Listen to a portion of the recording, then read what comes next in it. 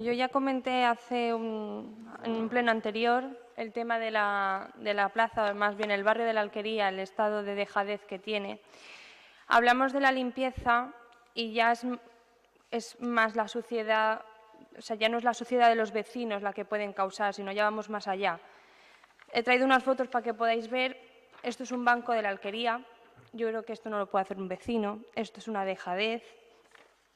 Y luego la famosa fuente de la Alquería, en campaña electoral esta fuente sí que estuvo en condiciones, ahora ya no sé por qué, acumula agua, moho, mosquitos, suciedad, mal olor, lo que impide a los vecinos poder sentarse en esa plaza y disfrutar de esa zona.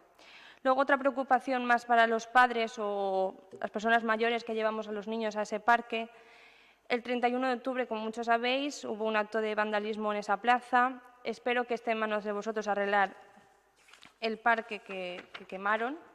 Espero que sea lo antes posible, ya que ese parque está inhabilitado y no se puede acceder y los niños reclaman ese parque.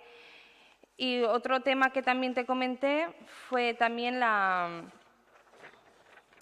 goma protectora que está desgastada. Esto ya no sé si son meses, yo recuerdo años de esta goma desgastada, acumula suciedad, bichos y causa muchos accidentes a estos niños. Luego también uno de los accesos a este parque, que tengo unas cuantas, uno de los accesos a este parque es esto. Yo no sé cómo aquí accedería una persona con un carrito de bebé o con un anciano o una silla de ruedas. Espero que se ponga en marcha con este parque porque es una zona más de Massanassa que el estado se encuentra bastante pésimo.